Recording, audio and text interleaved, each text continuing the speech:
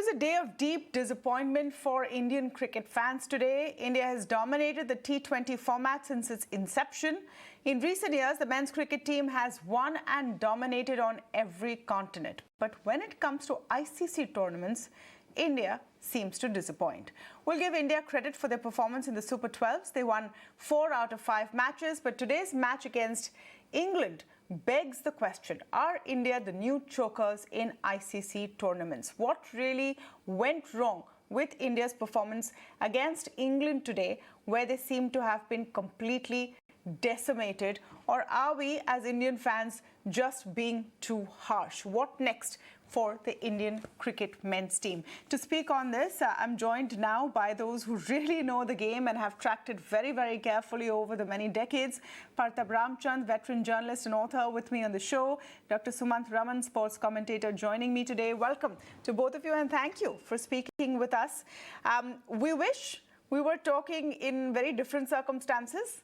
If India had won, there would be extreme excitement for, an India-Pak clash on Sunday, but that's not to be. What do you think went wrong? I'm going to start with Dr. Raman.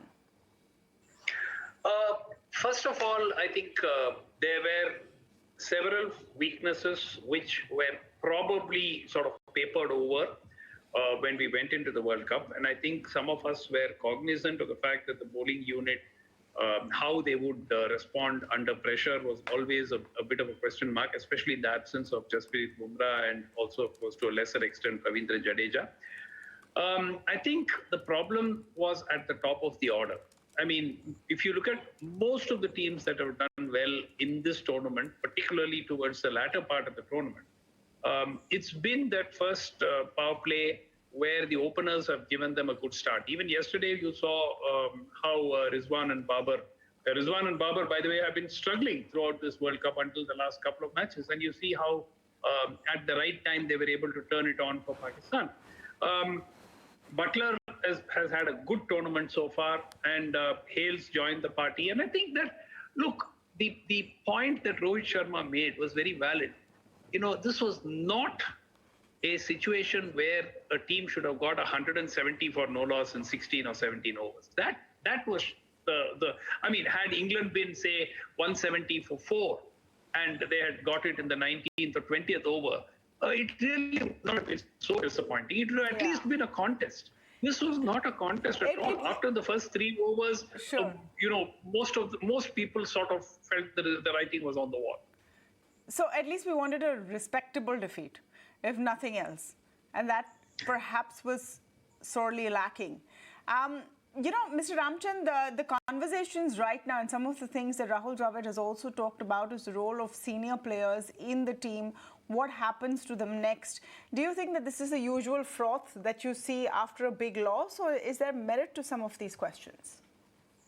Well, I think I'll come to that later. First of all, I would rather give full credit to Hales and Butler. I mean, that kind of batting, the audacious stroke play took the wind out of the sail for the Indian bowlers. And after that, they just lost that sense of direction and pitched all over the place, hit all over the place. I would give, first of all, full credit.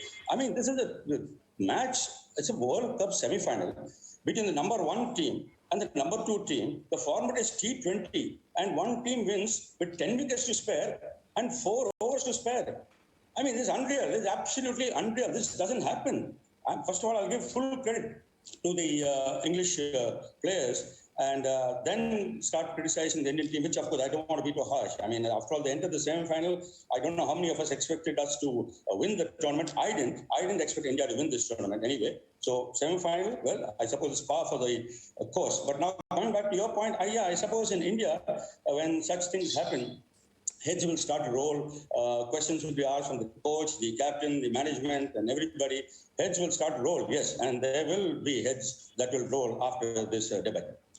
That question to Dr. Raman, do you think it's time for a review of the top order of the senior members of the team?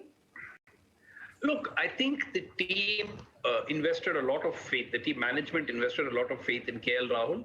And KL Rahul is an amazing cricketer, but unfortunately, he is not delivered. And I think it's time to give somebody else an opportunity at the top. Having said that, the captain himself is not on song as he usually is.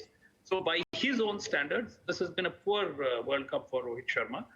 And so when you have two batsmen at the top who are actually struggling for runs, it puts enormous amount of pressure on Virat Kohli and Surya Kumar Yadav. I mean, you cannot, it is simply not fair to expect two people to carry a team on their heads throughout a tournament like the World Cup. It just does not happen. And you saw today, even though Virat had, did his part, of course, because once Surya got out cheaply, Hardik came to the party. But at the end of the day, the bowling simply did never. I mean, look, we talk about we won 4 out of the 5 matches. 3 of them were against Netherlands, Zimbabwe, and Bangladesh, for God's sake. The one big team that we defeated was Pakistan. The second big team we played against was South Africa, and we lost. So let's not, get overexcited saying we won 4 out of 5 games. It may be the case, but the point really was, and even that Bangladesh game was not exactly a crushing win at all. At one point of time, it looked that it was going to be very, very close. So I think that there has been a fundamental problem with the bowling, and that problem continues. The fact that we didn't have Bumrah, yes, it was a problem for us. But for instance, England did not have Mark Wood. They didn't have Johnny Bairstow. So, I mean, these things cannot be blamed. And I think that we were beaten fair and square. And also the fact that there have to be fairly sweeping changes. I can't honestly see KL Rahul continuing to open the batting. Look, what often happens in Indian cricket is they come back to the subcontinent and then everybody gets tons of runs in domestic conditions. And what happened in ICC tournaments gets forgotten.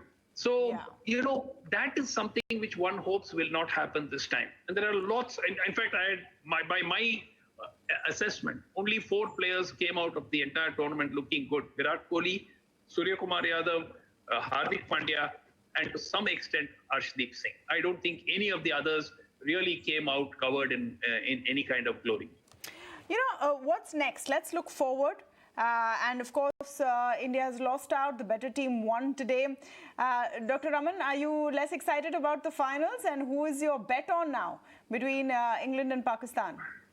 I expect it to be a competitive final because for the simple reason, Pakistan's fast bowling attack is excellent. I mean, whatever one may say, they are among the best bowling attacks that you will see. And England's batting, I mean, today Butler was speaking about Adil Rashid batting at number 11. I mean, that means virtually the entire team bats or is capable of batting, at least in the T20 format. So it is a very, very interesting contest. The only real thing is that Pakistan are capable of beating the best on their day, and they're equally capable of collapsing in a heap on any given day. So a team as unpredictable as Pakistan, my edge, or my gut feel would be England would possibly have the edge because they are more consistent.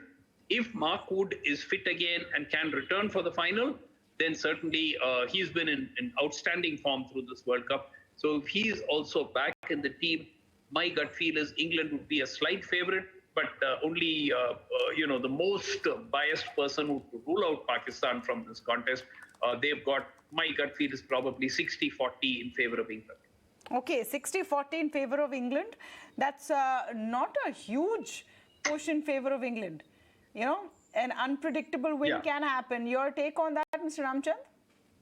Well, I don't normally stick my neck out where 2020 is concerned. You know how unpredictable the format is. So I don't normally like to stick my neck out. But on what I saw today, I think I would go with Sumant. I mean, yes, England has the edge because after what I saw today, it's totally an absolutely professional, methodical performance by England. And so it will be the flair of Pakistan, and we know how mercurial they can be versus the methodical display of England. And I would rather give England the edge. I would go with Sumant on that. And one last point. I mean, England, by the way, are playing without David Malan, who's been their number 1 T20 batsman for the past year and a half. And that is another, he was injured after a couple of matches and he's not featured in the last couple of games. So I think that without Mark Wood, without David Malan, this is an incredible performance from the England team. All right. So one thing that does not change, of course, is the obsession and continued obsession that we have for cricket, and that will be seen once again on another day. For today, we have to be, just happy with the fact that we made it to the semi-finals. Thank you so much to both of you for joining us today. Thank you. Thank you.